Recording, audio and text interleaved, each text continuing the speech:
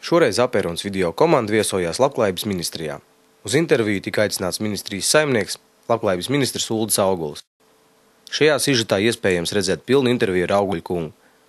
Ministrs atbild uz jautājumiem, kas saistīti ar invaliditātes politiku valstī, tehniskiem palīglīdzekļiem, personiskiem asistentiem, kā arī uz citiem jautājumiem, kas saistīti ar cilvēku, kuriem ir invaliditāte ikdiena.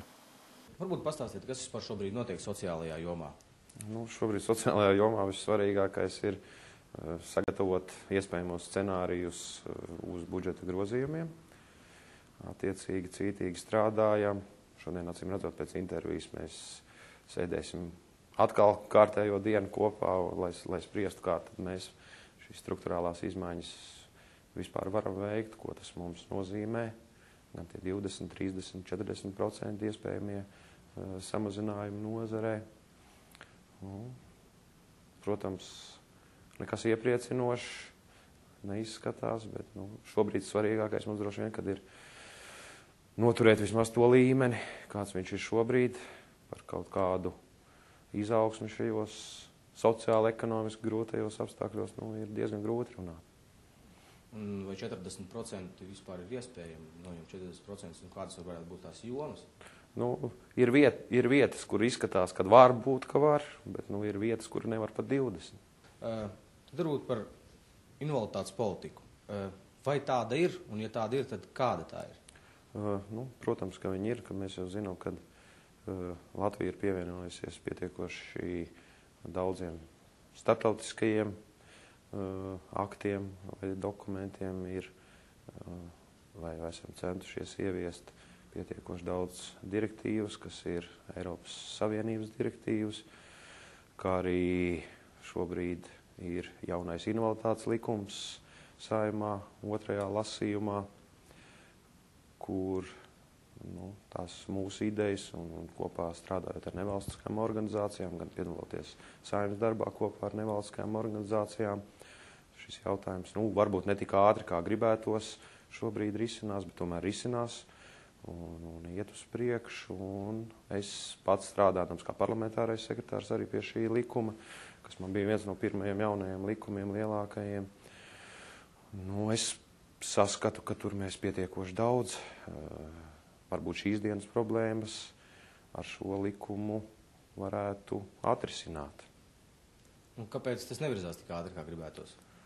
Vai varbūt nav vajadzība viņu varbūt tik ātri virzīt, bet tomēr konstruktīvi piestrādājot, tomēr nonākt pie tiem pareizajiem risinājumiem invaliditātes likumā, lai mēs nepieņemtu likumu, kurš pēc tam varbūt nav nekādā veidā iespējams viņu pielietot.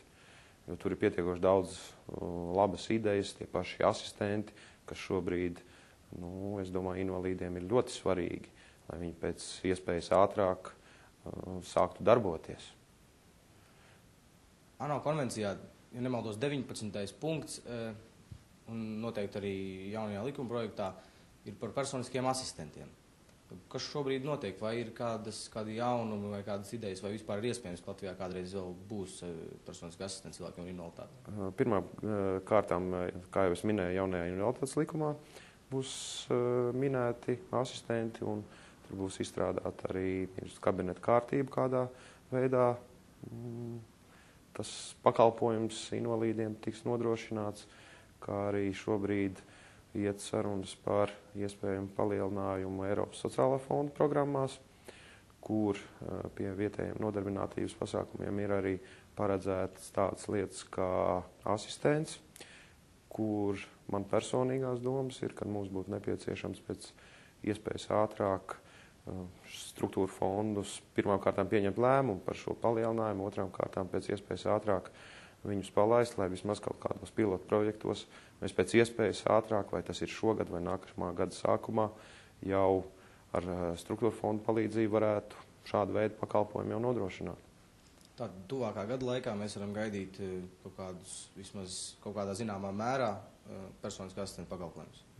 Jā, principā jā. Mums ir šobrīd valdībai mēneši, 2 mēnešu laikā ir jāpieņem lēmumu par sociālā fonda pārdali vai palielinājumu attiecīgajās programmās vai apakšprogrammās, un tad manuprāt, vajadzētu jau par vasaras vidu sakārtot visu likumdošanu, tā, lai mēs varam uzsākt darbību pie šiem projektiem.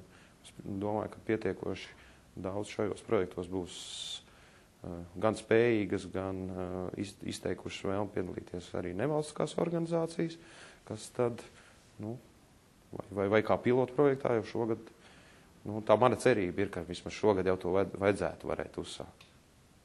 Vai ir kaut kādas pienākuma un atbildības, ko Labklājības ministrija varētu uzticēt nevalstiskajām organizācijām, un kādas tās varbūt varētu būt?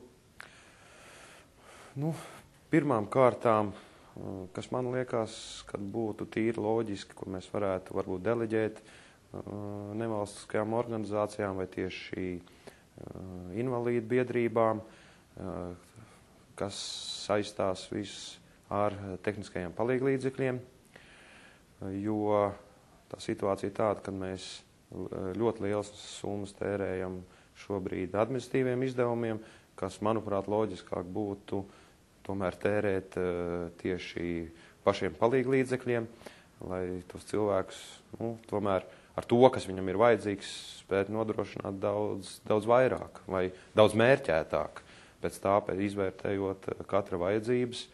Bet šeit droši vien ir jautājums par to, kā visas nevalstiskās organizācijas vai biedrības ir spējīgas apvienot, varbūt veidot vienu organizāciju, vai tā ir viena sabiedrība, ko veidot, lai šo funkciju varētu valsts vai Labklājības ministrija nodeleģēt, lai, acīm redzot, kad paši šie cilvēki, kam vai ne problēmas vai šī situācijā ir nonākuši, ka droši vien, kad viņi to nepieciešamību savu redz daudz precīzāk un daudz labāk nekā varbūt šāda ierēdniecība. Un vai personiskā asistenta pakalpojumu nodrošināšana varētu tikt nodot tomēr beigās nevalstisko organizāciju rokās? Jā, es domāju, kāpēc gan nē, jo tā sadarbība mums ar nevalstiskām organizācijām Labklājības ministrijai, man liekas, ir pietiekoši laba.